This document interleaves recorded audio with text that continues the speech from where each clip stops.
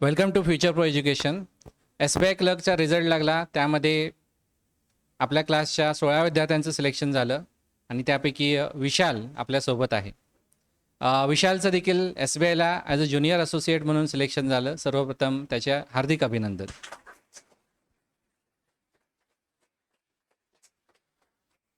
आणि विशालची ही जर्नी कशी होती हे विशाल तुम्हाला सांगेलच, पण अजून एक त्याच्याबद्दल एक खास गोष्ट म्हणजे त्याने गेल्या वर्षी CGLची एक्झाम दिली होती आणि SSC CGL त्याची Tier 1 क्रॅक झालेली. Tier 2 त्याची थोडक्यात राहिली. अभ्यास जर केला असता तर माझ्या मते Tier 2 देखील त्याची क्रॅक झाली असती. कारण बँकिंगच्या स्टुडंटचा असं होतं की बँकिंगचा फक्त अभ्यास आपण करतो आणि SSCसाठी थोडं एक्स्ट्रा करावं लागतं, म्हणजे ॲडव्हान्स मॅथ्स आलं तर ते जर त्याने केलं असतं तर माझ्या मते गेल्या वर्षी याची SSC CGL देखील क्रॅक झाली असती. सो ठीक आहे, पण यावर्षी SBI क्लर्क ही त्याला पोस्ट मिळालेली आहे आणि ही जर्नी त्याची कशी होती हे तुमच्यासोबत तो शेअर आता करणार आहे.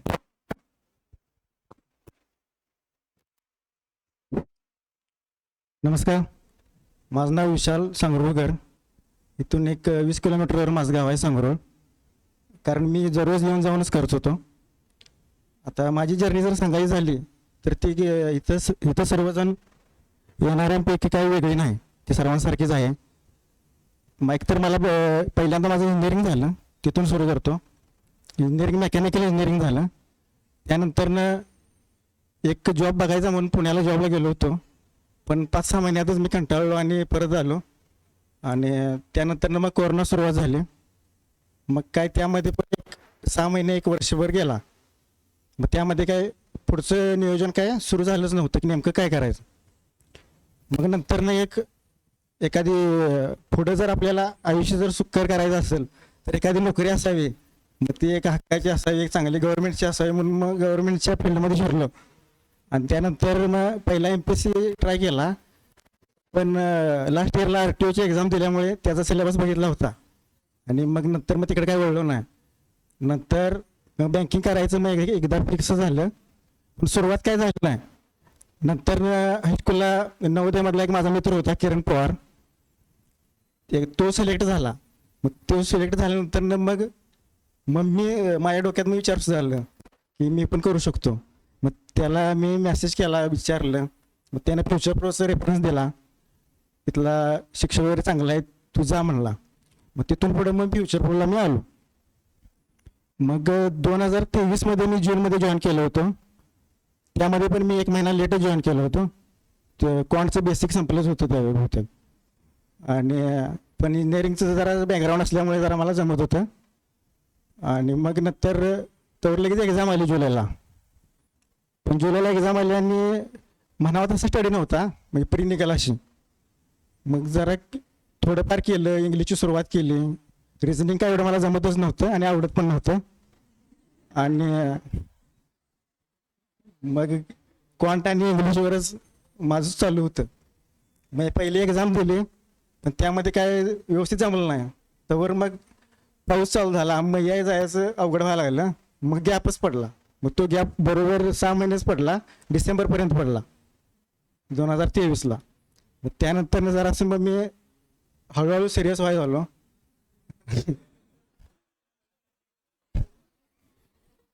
मग जानेवारीमध्ये नव्या वर्षाच्या सुरुवातीला चालू केलं आणि 2024ला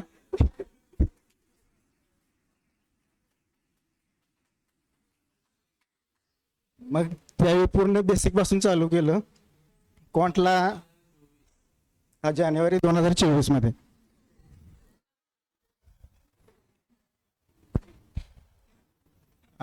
त्याआधी फक्त क्वांटचं हँडआउट सोडवून झालं होतं माझे. आणि इंग्लिशला फक्त सुरुवात म्हणजे इंटरेस्ट होता मला, ॲव्हरेज जमत होतं कॉलेजपासून ते. मग आता जरा इंटरेस्ट आणि वाढला होता, पण अभ्यासापेक्षा मी गोष्टीची पुस्तकं जास्त वाचत होतो. आणि मग इंग्लिशमध्ये मग त्यानंतर मग सिरियस स्टडी सुरू झाला. मग पहिल्यांदा प्रीचं टार्गेट होतं. मग त्यासाठी मग आमचे संकेत सर जे आहेत, जे आम्हाला शिकवायला होते, त्यांनी एक प्रीचा प्लॅन दिला होता. तो मला वाटते सगळ्यात बेस्ट प्लॅन आहे प्रीसाठी तरी. मेन्स काय सांगता येत नाही, पण प्रीसाठी तरी भारी आहे. त्यांनी जे एक प्लॅन दिला होता दररोज काय काय करायचं, ते दररोज सारखं केल्यामुळे ती प्रीसाठी जे स्पीड वाढते म्हणा किंवा आपलं मेंटॅलिटी एकदम स्टेबल राहते, त्या बाहेरचं काय सुचत नाही तेवढंच फास्ट सारखं करून. मग त्याचा मला फायदा झाला. मग हळूहळू पुढच्या सीझनला मग त्यासाठी मग एक प्री जरा जवळ जायला लागलो. RRB पहिली काय निघली नाही, क्लर्क पण निघलेलं नाही, त्याची अपेक्षा होती ती निघली नाही. मग त्यानंतर मला कळालं की लई कोणत्याही एक्झामला जास्त अटॅच व्हायचं नाही, जरी नाही निघली तर नाही निघली, पुढं करत राहायचं प्रिपरेशन. मग तसं करत आलो. मग आता ह्यो सीझन चालू आहे, तो एक्झाम देत आलो आणि मग आता SBI क्लर्क निघले. बाकीचं काय विचारायचं असलं तर विचारा.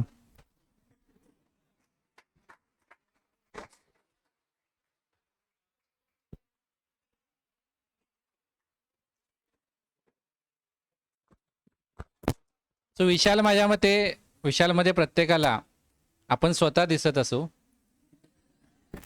कारण कुठल्याही स्पर्धा परीक्षेचा अभ्यास करणाऱ्या मुलाची जर्नी ही टिपिकल अशीच असते. सुरुवातीला मोठ्या हौसेनं प्रिपरेशन सुरू करतात, पण लगेचच मग मध्ये गॅप पडतो. गॅप पडल्यानंतर एक वेळ अशी परिस्थिती येते, रिअलाईज होतं काहीतरी कारणामुळं, प्रत्येकाचं वेगळं कारण असू शकेल, की आता आपल्याला हे करण्याशिवाय काही पर्याय नाही. आणि हे रिअलाईज व्हायला याला जानेवारी 2024 उजाडायला लागलं. पण एकदा रिअलाईज झालं की मग एकदा तुमचं खरं मोटिवेशन मिळालं, मग एक्सटर्नल मोटिवेशनची गरज पडत नाही. मग तुम्ही स्वतःहून अभ्यास करायला सुरुवात करता.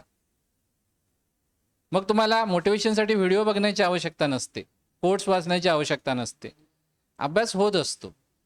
आणि यामध्ये त्याने अजून एक महत्त्वाची गोष्ट सांगितली, कुठल्याही एका एक्झामला तुम्ही जास्त अटॅच होऊ नका. म्हणजे काही जणांच्या डोक्यामध्ये असतं मी फक्त SBI POच होणार, काही जणांना वाटतं मी फक्त IBPS POच काढणार, आता नवीन ट्रेंड आलाय मी फक्त RRB PO किंवा RRB क्लर्कच क्रॅक करणार. तर असं नाही करून चालत, कारण सगळ्या एक्झामचा सिलेबस सेम आहे. जो सिलेबस आहे तो टार्गेट करा, त्याच्या बेसिसवर एक्झाम द्या. एक्झाम कुठली ना कुठली तरी तुमची क्रॅक होईल, जर तुम्ही जो काय प्लॅन दिलेला आहे, शेड्यूल दिलेला आहे, ते जर तुम्ही व्यवस्थित फॉलो केलं तर निश्चितच तुम्हाला यश मिळू शकतं. तर विशालने बघा मध्ये SSC CGL देखील दिली होती आणि SSCचं प्रिपरेशन त्याने काही केलं नव्हतं, तरी देखील त्याची Tier 1 निघाली. म्हणजे मी कंटिन्युअसली एक गोष्ट सांगत असतो बघा, ज्या मुलाचं बँकिंगचं चांगली तयारी झालेली आहे, मॅथ्स, रिझनिंग, इंग्लिशची, त्याची SSC CGL Tier 1 आरामध्ये निघते. Tier 2ला मात्र तुम्हाला थोडंसं ॲडव्हान्स मॅथ्स एक्स्ट्रा करायला पाहिजे, GS थोडंसं एक्स्ट्रा करायला पाहिजे, तर Tier 2 देखील निघू शकते. आणि विशाल त्याबद्दल तुम्हाला सांगेल. जरा विशाल CGLचा एक्सपिरियन्स सांग. CGLचा जर एक्सपिरियन्स म्हणायचं झालं तर फक्त करंट अफेअर्स आणि ॲडव्हान्स मॅथ्स फक्त एक्स्ट्रा असते त्यामध्ये. बाकी रिझनिंग, GS आणि क्वांटमध्ये फक्त ॲडव्हान्स मॅथ्स एक्स्ट्रा, आणि इंग्लिश आणि रिझनिंग हे सोपंच असते जास्त करून. इंग्लिशमध्ये फक्त जरासं त्यांची क्वेश्चन विचारायची पद्धत आणि जरासं पॅटर्न चेंज होतो, फक्त तो सोपा असतो, जरा ओके बेस्ट असतो जास्त तो बँकिंगपेक्षा. आणि मग ठीक आहे, म्हणजे असंच बँकिंग करता करता CGL कोणाची म्हणजे Tier 1 तर निघू शकतेच. तर रिझनिंग आणि इंग्लिशच्या बेसवर GSचा जरी थोडासा जराशी इम्प्रूव्ह मिळाला, थोडे मार्क जरी मिळाले पुशअपसाठी तरी पास होतात. आणि मग मेन्सला पण तशीच पॅटर्न जर वापरला तरी पण निघू शकते. माझी मागच्या वेळी निघली नव्हती, मग आता या पुढच्या वेळी तोच प्लॅन आहे की CGL काढायचा. बघा, एक्झाम क्रॅक झाल्यावर शांत कोण बसत नाही, हे देखील आतापर्यंत तुमच्या लक्षात आलं असेल.